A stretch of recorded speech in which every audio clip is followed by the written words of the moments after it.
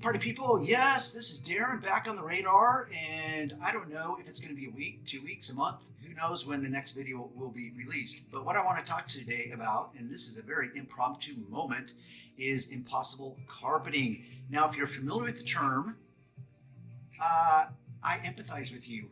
And I feel sorry for you because likely you are familiar with the term because you have had to detail a car with impossible carpeting. Why is it called impossible carpeting? That's a tongue twister. Yes, I'm sitting at my desk. I'm working on my first course that I will be releasing in the next few months. So check the links below and you can sign up for the wait list so that you will be notified when I do release my course, designed specifically for beginners, which if you are a beginner, welcome. I'm going to attempt, and I think with great success, expand your mind based on my 35 years of professional detailing experience. So impossible carpeting, what is it? Well, make a comparison to traditional carpeting, which has fibers like this. All my props are downstairs in my garage, and this is truly impromptu. Therefore, I'm going to have to improvise. So think of traditional carpeting like this, individual fibers. So now picture, think hard with me, a synthetic scrub pad. It is not individual fibers. It is a big rat's nest of fibers that are interwoven with each other, which is why it becomes impossible. But to clarify, it's not impossible. It's just extremely difficult. For example, let me start with the basic and work down the wormhole. Comes to dirt. Dirt. We will accept that anything unwanted in your car, as in carpeting, in this case, since we are talking about impossible carpeting, will be classified as unwanted dirt. But dirt, I'm going to classify in two ways to keep things simple for this video. You have liquid and you have dry. If it's unwanted, it's considered dirt. It doesn't matter what it is. When you introduce that, any type of dirt, into impossible carpeting, it becomes a nightmare to do anything. Any stage of the detailing process will prove to be a massive headache. Doesn't matter what it is. Doesn't matter if you use your vacuuming to suck up all the dry debris. Doesn't matter if you're pre-spotting with a liquid pre-spotter. Doesn't matter if you're shampooing. Every stage of the detailing process will prove an impossible ask, but it's not impossible. It's just extremely difficult.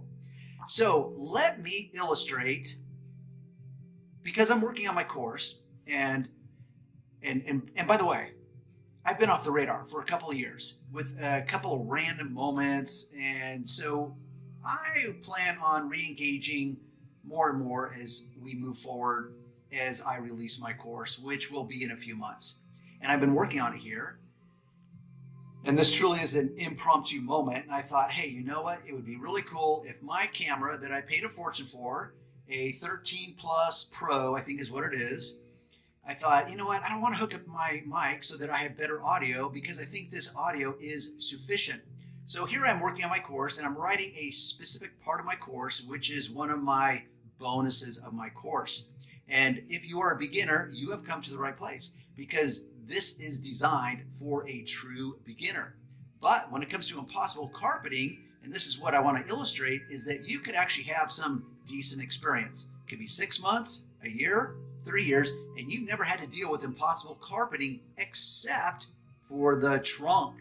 Because as a rule, that's the type of carpeting you will find in, let's say, well, for you guys, probably 95% of the cars you do. Now, I live in Southern California, car capital of the world and very affluent part of the world. Therefore, I get my hands on very expensive cars. Those higher end cars generally have quality carpet, which is not impossible carpeting. So for the rest of the world, sorry, but that's one of the benefits of living where I live. For the rest of us, you will be dealing with impossible carpeting in the trunk. Now, the trunk is used differently than the rest of the car.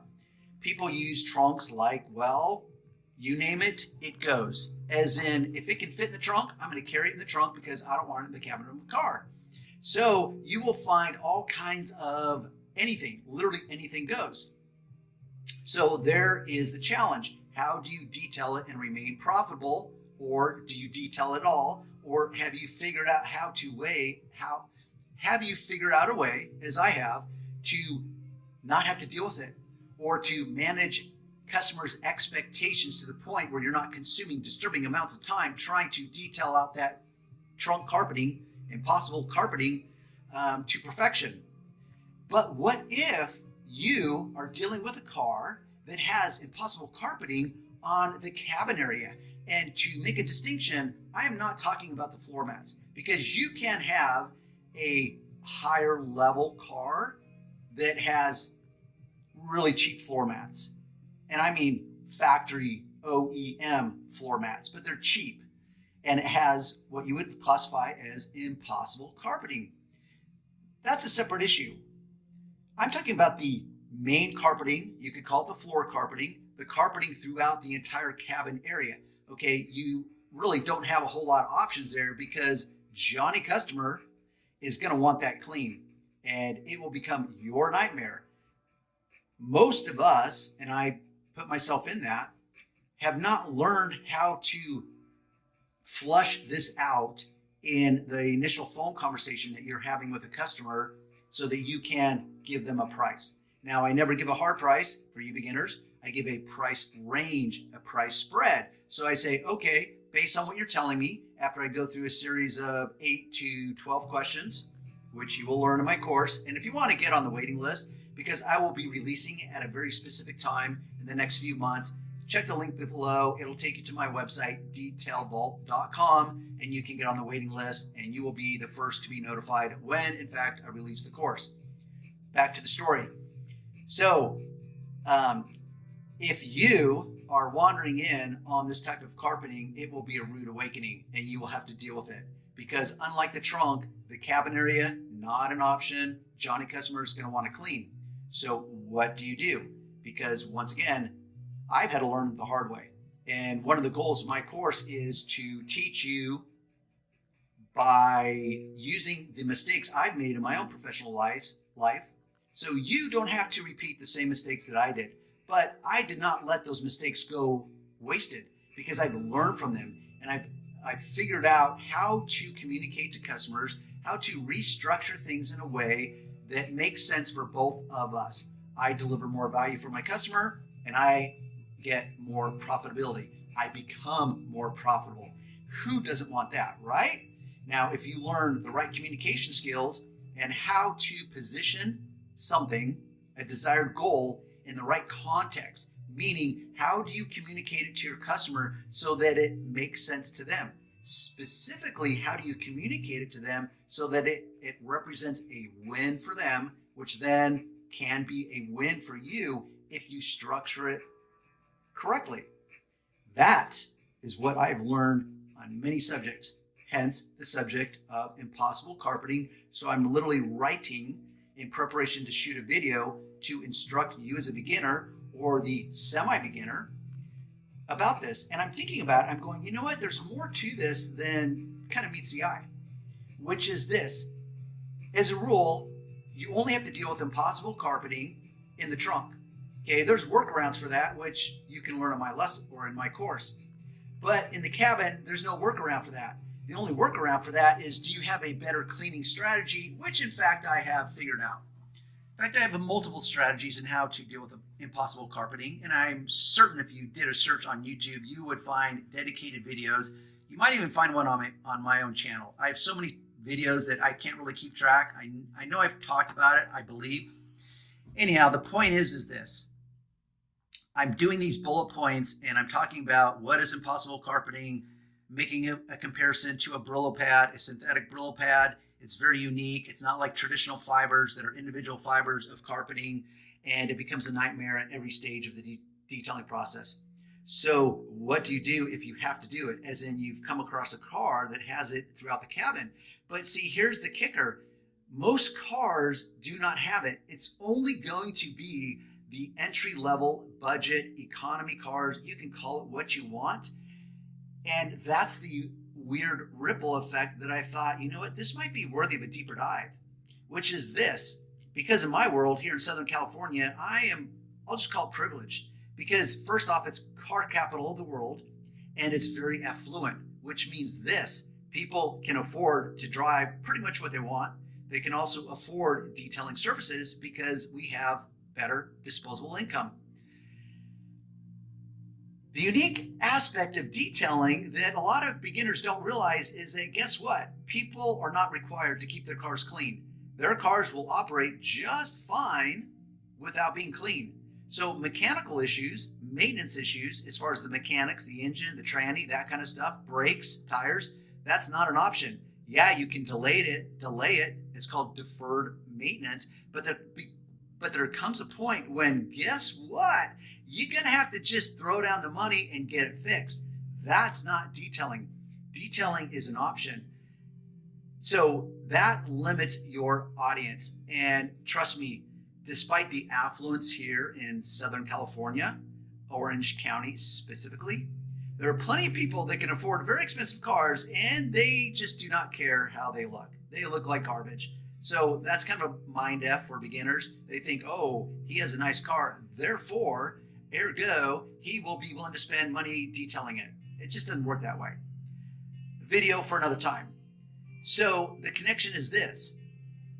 Because if you drive an economy car, and I'll call out the three cars that come to mind. And I've only had to deal with this a few times, and they go hand in hand.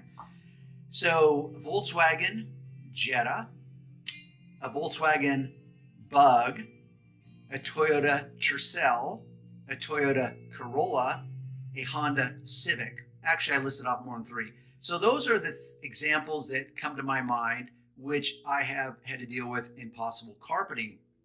So see, it's kind of a ripple effect, or they go hand in hand, which means if you're driving one of those cars, chances are you don't have a whole lot of disposable income.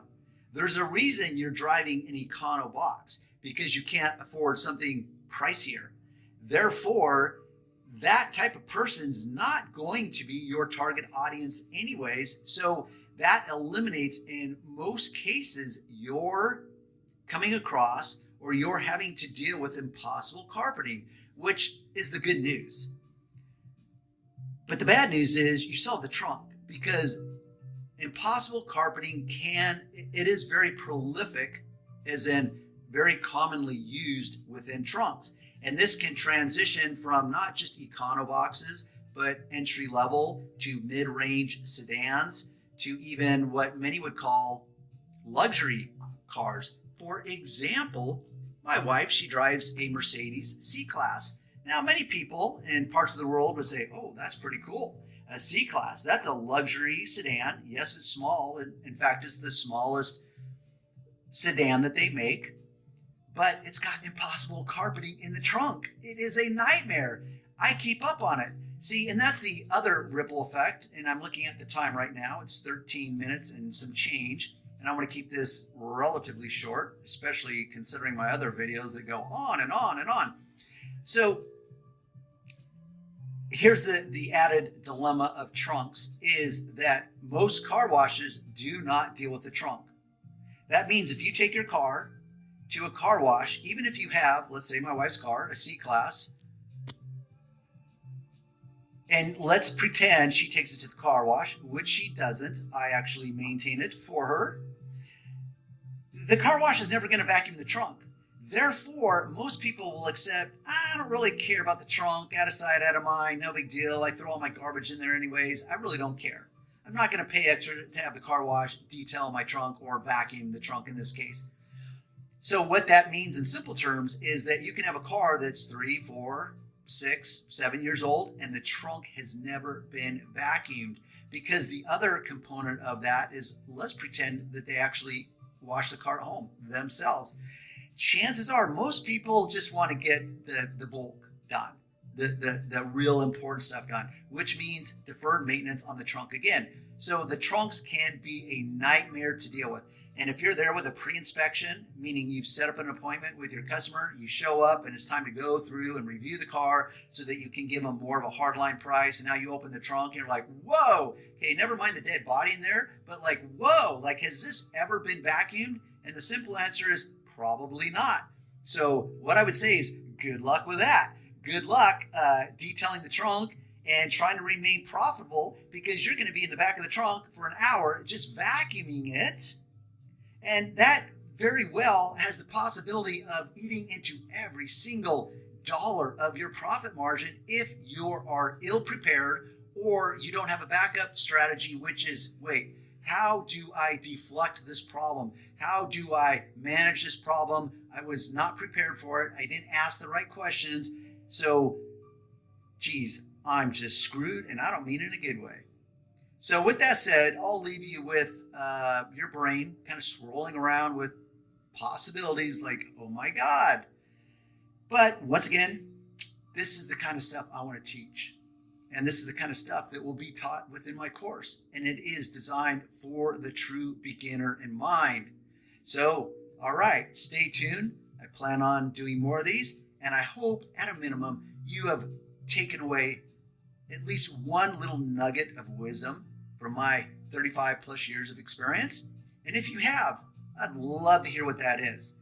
And if I don't have time to read it, and I'm leading into leave a comment below. And if you did gain a nugget of wisdom, give it a thumbs up.